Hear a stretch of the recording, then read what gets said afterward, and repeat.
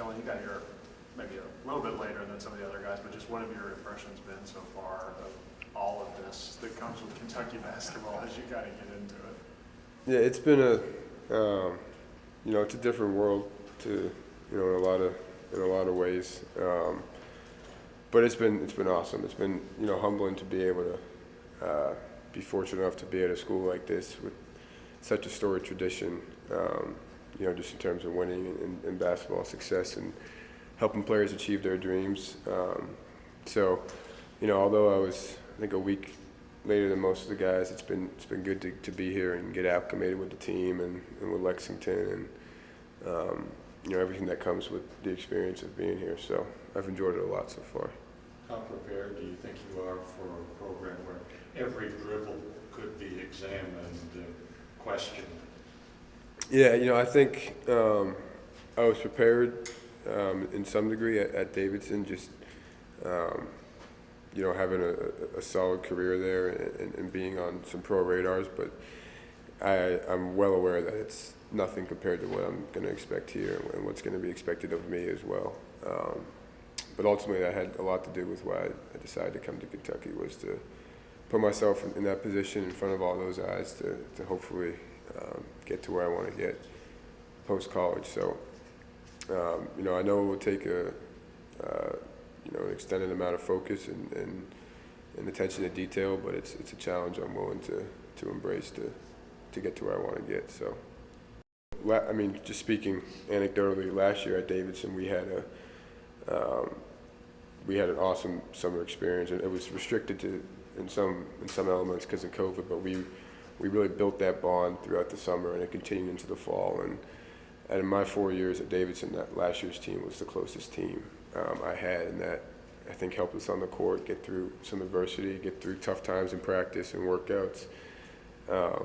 So I think for this year, it's imperative for us to try to take advantage of that opportunity to build a bonding experience and build some team chemistry both on and off the court.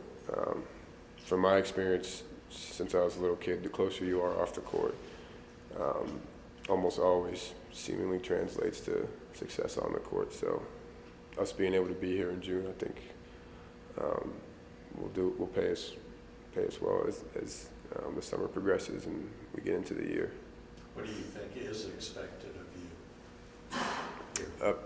Personally, I think Coach Calipari recruited me and wanted me to be part of this team to help them score points on the court and be a consistent offensive threat and guard my man and do my job on defense, but also to bring my experience and 120 games played in college basketball to try to help facilitate that leadership role within this team and just be a positive voice and a positive guy in the locker room. So, how did you develop your shooting? How did I develop it? Yeah, you're a good shooter, correct? I like to think so. Yes. Yeah. How did that happen? How did you develop it? A lot of hours just playing outside in the backyard when you're a little kid, and that's kind of where you build your foundation, I think. And as you get older and you adjust your shot a little bit, your release point, you just kind of try to stay to the basics, the foundation, and ultimately it takes a lot of repetition and shooting game shots in practice, trying to get the ball off quick, practicing different footworks and movements and all that type of stuff is crucial for it to translate to game success. So I like to think some of it is some God-given ability, but a lot of repetition and work. I noticed your free throw shooting dropped off last season. It did. What was that about? I wish I feel like if I knew the exact answer, it wouldn't have dropped off. But I don't know, my percentage dropped a little bit. I think there were some times where I would, my dad told me with, 4 or 5 games left in the year to take an extra second to take a breath before you shot. And I think I finished the year like 14 for 16 from the line, which shows you how bad I was doing before that, because I barely got to 70. I don't even think I did. But nonetheless, I think, sometimes that happens and can play mind games with you, or you can, steer the shot or whatever. But I'm a good free throw shooter. I'm confident of that, and I won't shoot the percentage I shot last year this year. So. Kellan, a couple of weeks ago, Cal was talking about the point guard options, and he mentioned, I think your freshman season at Davidson, you played some point.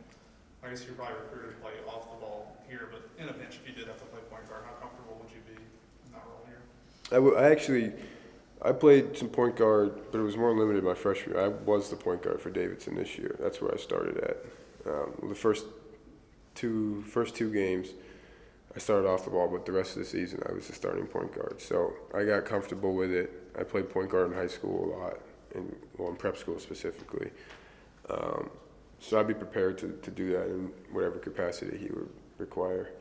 A lot of my strengths do come off the ball, coming off screens, attacking off the catch, off the ball, but I'd be prepared to be able to do whatever coach needs me to.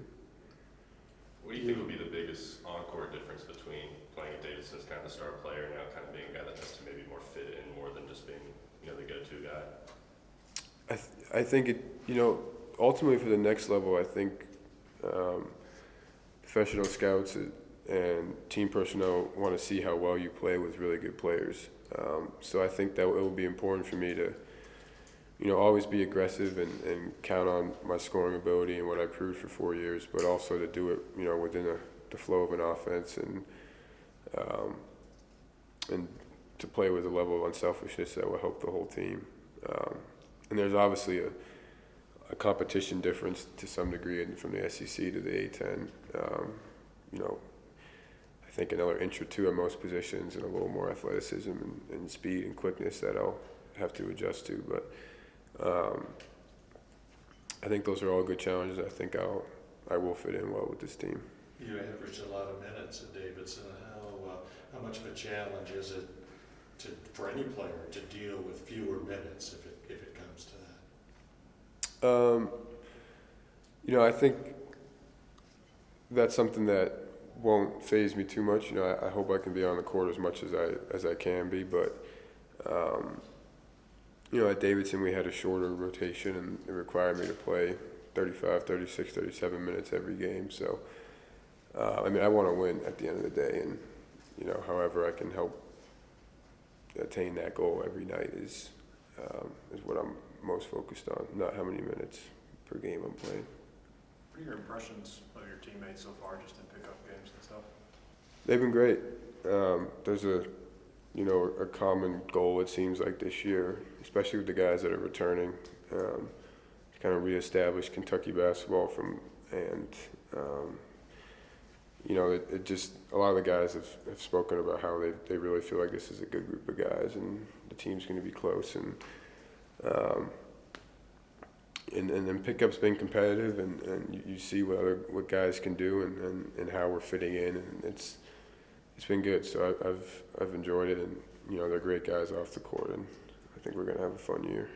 Kellan, I know it's almost an entirely different team than last year. You talked about reestablishing. What kind of lessons can you guys take from the struggles that last year's team had? Well, besides the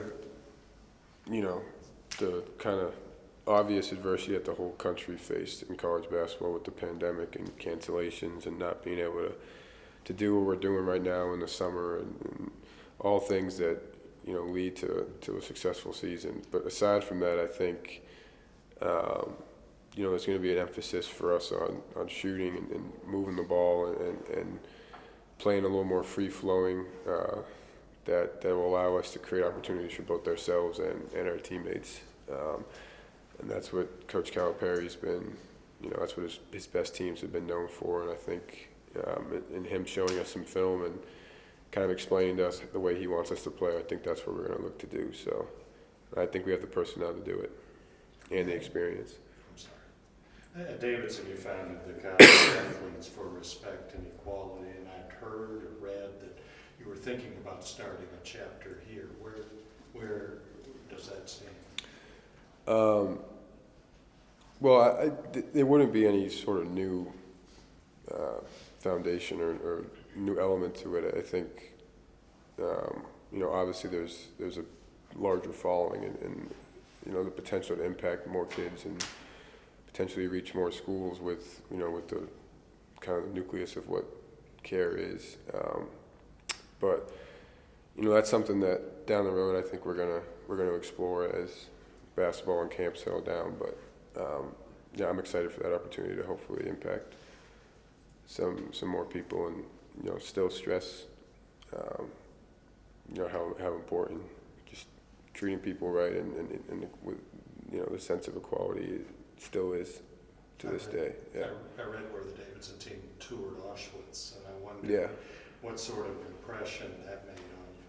Oh, that was a life-changing experience, especially being toured around Auschwitz-Birkenau, the actual concentration camp, by a survivor, part of the Mengele twin experiment, Eva Moses Core. Just being around her and hearing her experience, and really puts life in perspective and makes you think twice before you want to complain or take things for granted when some people went through, the hell that they went through. It was, and being with the team and being able to experience all that as a collective group was awesome. And yeah, it was a trip that I'll always cherish. So. What have you been told about the rough crowds, and were there any non-conference games that you played at Davidson, or conference games that kind of similar to that type of vibe? Yeah, but 7,000 or 8,000 people. Yeah. You played a non-conference game? Dayton was, I think they're 14,000, 15,000. They've been selling out every game for years. But no, the Atlantic 10 has a lot of good arenas, but like I said, the capacity kind of ranges usually between 5,000 to 10 or 11,000, with the exception of Dayton.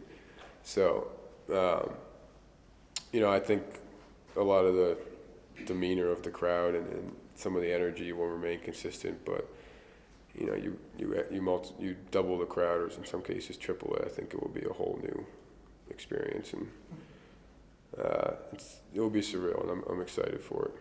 Any non-conference games you played that were massive crowds?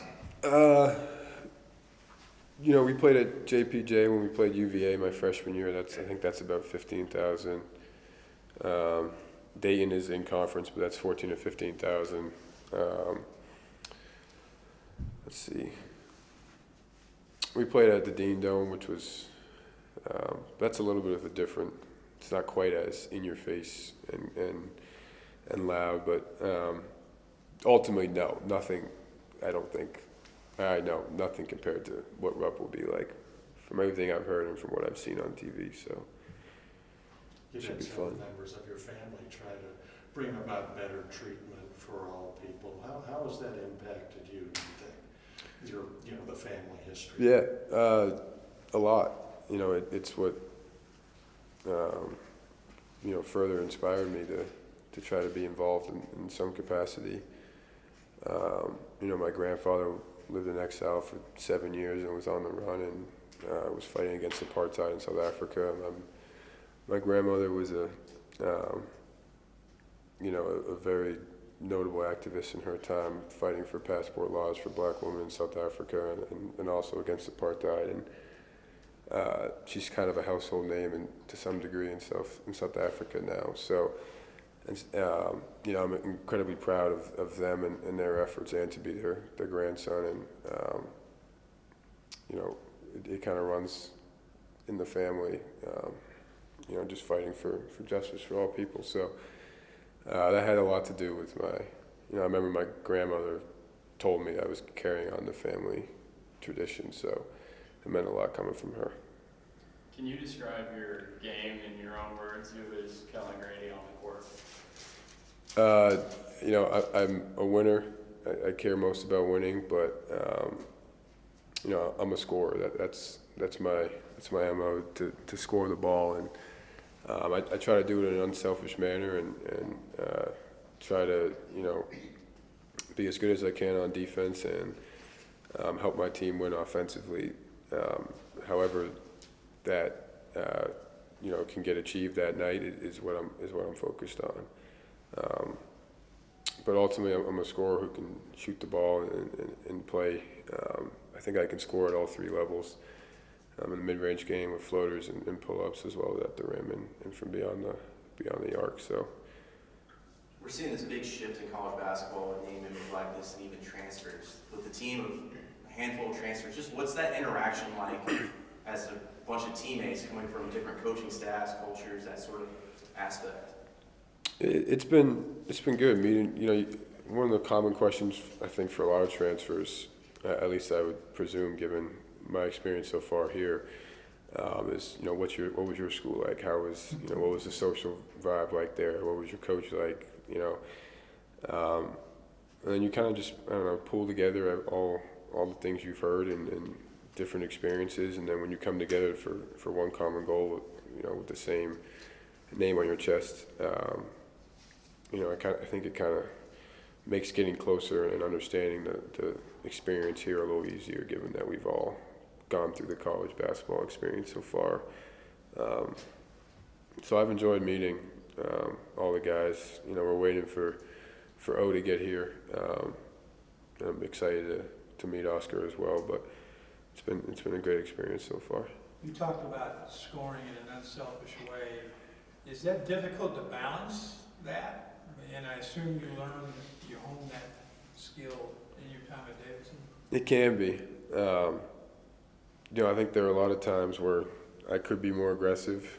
At least that's what the people watching me tell me. My dad especially, but I think, that's kind of something I think I've prided myself on is being a relatively efficient scorer, but not needing to, take 18, 19 shots a game to do it and shoot a low percentage from the field. So I think there are times where it's important to be more aggressive, but there's also times to do that and to try to score within the flow of an offense, but being assertive at the same time. It was pointed out to me that you all have extra lines outside the three-point line out in the gym there. And I was asking CJ a couple weeks ago, he said that he's trying to expand his range beyond the three-point line out to about 26 or 7 feet. Is that something you all are trying to really, maybe take on this coming year with the added emphasis on three-point shooting? Yeah, I would imagine a lot of the team feels that way. I've always, when I do spot shooting, I do it from the college line, and I also do it from the NBA line. So that's something I've been trying to continue to practice for really since I've been in college. But I think that will be important for all of us because, if you're spotting up from 25 feet as opposed to 22 feet, the court's more spaced. And if you're not shooting it, that gives more opportunities for driving lanes and extends the defense that, hopefully can work in our favor as offensive players. So, I think it would be important for all of us to have the capability to shoot from the NBA line. Kellan, how closely are you all watching the name, image, and likeness stuff? It seems like that's coming at some point this summer, going to open up some possibilities for you all. You being briefed on it, prepared for it, thinking about things you want to endorse one day? I haven't got that far to what I like to endorse, but no, we have been briefed on it. We've had conversations about it, and I think it's important for players to be able to monetize their experience, especially at a place like Kentucky and schools that are similar and playing in big conferences and creating a lot of revenue for the school. I think it is important for us to be able to have an opportunity to benefit somehow on that.